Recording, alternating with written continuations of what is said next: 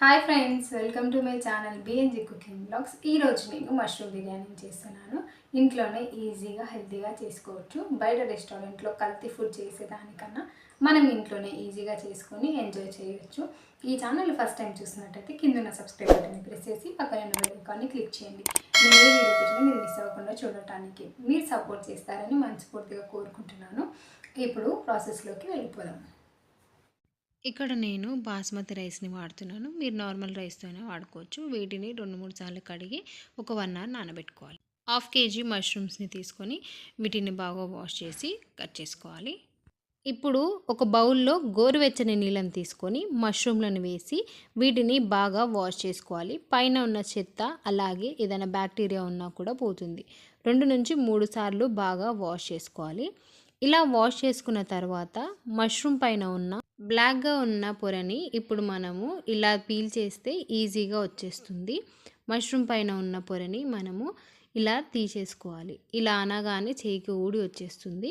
So ఇలా మిగిలిన వాటిని కూడా ఇలానే తీసి వీటిని మళ్ళీ ఒకసారి బాగా వాష్ చేసుకొని ఒక 10 నిమిషాలు పక్కకు పెట్టుకోవాలి. అంతలోపు మనం ఆనియన్స్ని కట్ చేసుకుందాము. ఇక్కడ ఆనియన్స్ని నేను ఫ్రైడ్ ఆనియన్స్ కోసం వాడుతున్నాను. మీడియం సైజులో ఉన్న ఆనియన్స్ని తీసుకున్నాను. వీటిని ఇలా కట్ చేసుకొని చిప్స్ స్లైస్ని తీసుకొని దీన్ని తురుముకోవాలి. ఇలా చేస్తే మనకి కట్ చేయాల్సిన అవసరం ఉండదు. అలాగే ఫ్రైడ్ ఆనియన్స్ కూడా క్రిస్పీగా వస్తాయి. ఇలా చిన్నగా లేతగా కట్ అవుతాయి. ఇలా చూడండి, ఇలా లేతగా కట్ అయిపోతాయి. ఇలా కట్ చేసుకొని మిగిలిన వాటిని కూడా కట్ చేసి వీటన్నిటిని పక్కకు పెట్టుకోవాలి. కడాయిని తీసుకొని దీన్ని స్టవ్ పై పెట్టి డీప్ ఫ్రైకి సరిపడా ఆయిల్ని వేసి హీట్ చేసుకోవాలి. ఆయిల్ బాగా హీట్ అయ్యాక మనం తురిమి పెట్టుకున్న ఆనియన్స్ని తీసుకొని ఇలా జీలకరించినట్టు వేసుకుంటే సరిపోతుంది. ఇవి లో ఫ్లేమ్లో పెట్టుకొని మాత్రమే చేసుకోండి. అప్పుడే మనకి బ్రౌన్ కలర్లో క్రిస్పీగా వస్తాయి ఆనియన్స్ అనేవి. మీరు హై ఫ్లేమ్లో పెట్టుకొని చేస్తే మాడిపోతాయి. ఇవి 3-4 నిమిషాల తర్వాత ఇవి గోల్డెన్ కలర్లోకి మారుతూ ఉంటాయి. అప్పుడు వీటిని కలుపుతూ దగ్గరుండి బ్రౌన్ కలర్లోకి వచ్చేంత వరకు వీటిని వేయించుకోవాలి.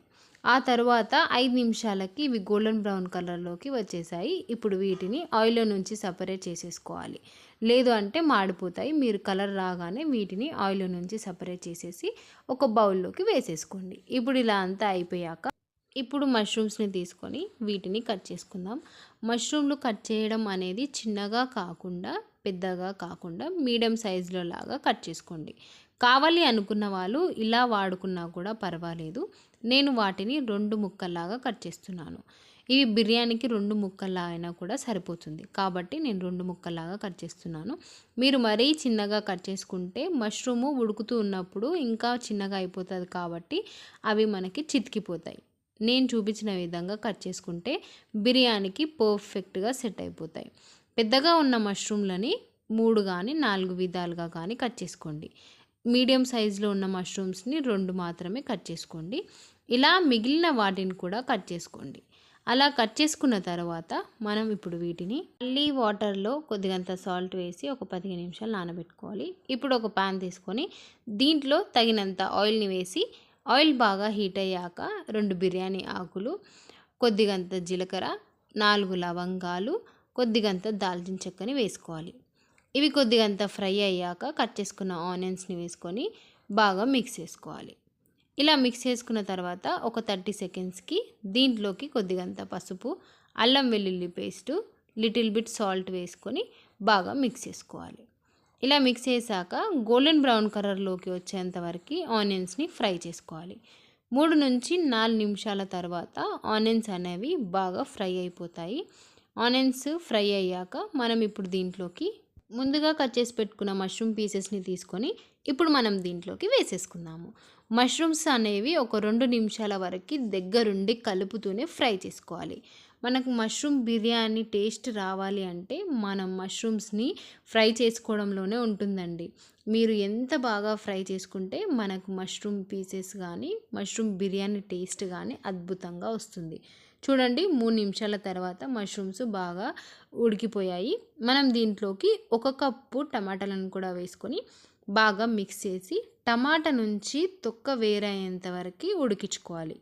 3-4 నిమిషాల వరకు ఉడికించుకుంటే సరిపోతుంది. టమాటాలు పర్ఫెక్ట్గా ఉడికిపోతాయి.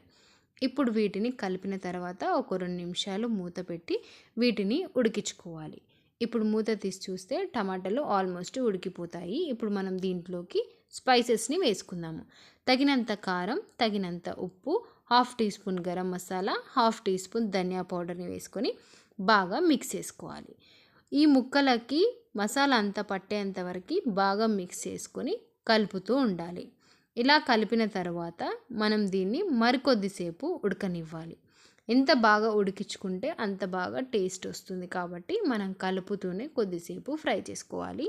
ఇది ఉడికేలోపు మనం ఇప్పుడు రైస్ని రెడీ చేసుకుందాము. నానబెట్టుకున్న రైస్ని తీసుకొని ఒక బౌల్ తీసి కొద్దిగంత ఆయిల్ వేసి ఆయిల్ బాగా హీట్ అయ్యాక బిర్యానీ ఆకు, కొద్దిగంత జీలకర్ర, సాజీర, లవంగాలు, మిరియాలు, పచ్చిమిర్చి, కరివేపాకు, పుదీనా, కొత్తిమీర వేసుకొని బాగా వేయించుకోవాలి.